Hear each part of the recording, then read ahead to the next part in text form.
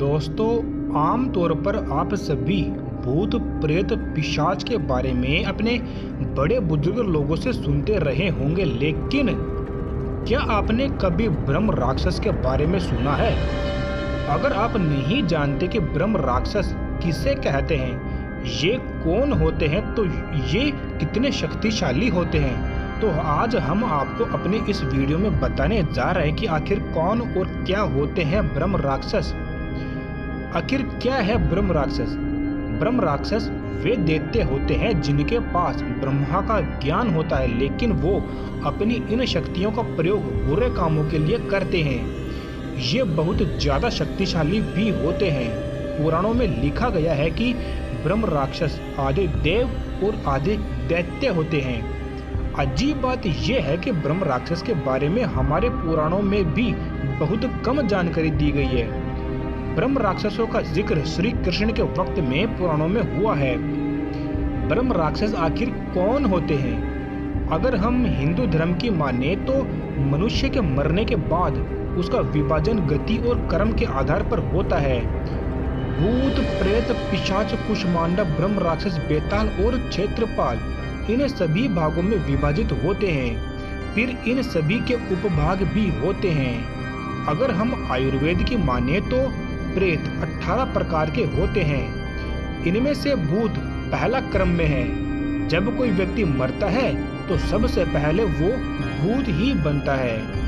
इसी क्रम में आगे बढ़ने पर ब्रह्म राक्षस आते हैं। ब्रह्म राक्षस उन आत्माओं को कहा जाता है जो उच्च जन्म लेते हैं, लेकिन उनके कर्म बुरे होते हैं। या फिर वे लोग जो अपनी ज्ञान और प्रतिभा का प्रयोग समाज कल्याण के बजाय अपने निजी स्वार्थ या गलत कामों के लिए करते हैं, ऐसे लोग ही मरने के बाद अपने ज्ञान और प्रतिभा के कारण ब्रह्म राक्षस बनकर अपनी सजा भुगतते हैं। ब्रह्म राक्षस आखिर कैसे होते हैं? जो व्यक्ति बुद्धिमान और उच्च कुल में होने के बावजूद बुरे कर्म करता है, वो व्यक्ति मरने के बाद ब्रह्म राक्षस बन जाता है, जो कि बहुत ही ज्यादा शक्तिशाली होता है।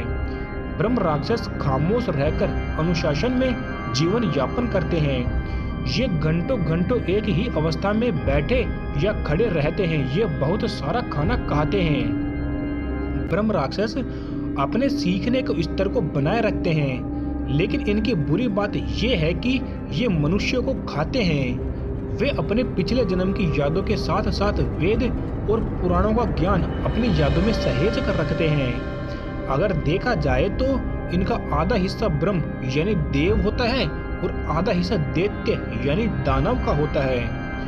ब्रह्म राक्षस को कैसे मारा जा सकता है?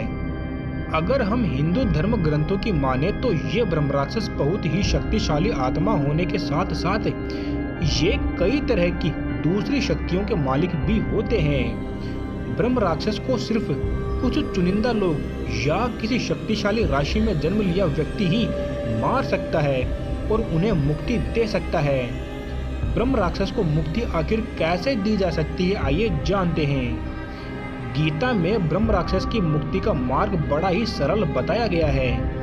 गीता में एक जगह बताया गया है कि एक ऋषि मुनि एक वृक्ष के नीचे गीता के श्लोकों का उच्चारण कर रहे थे।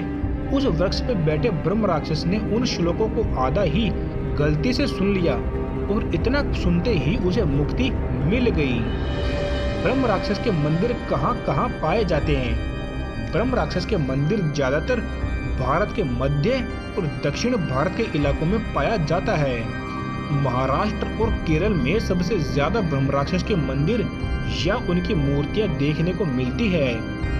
ब्रह्म राक्षस की पूजा भी की जाती है और भी कई निर्माण आदि कार्य किए जाते हैं।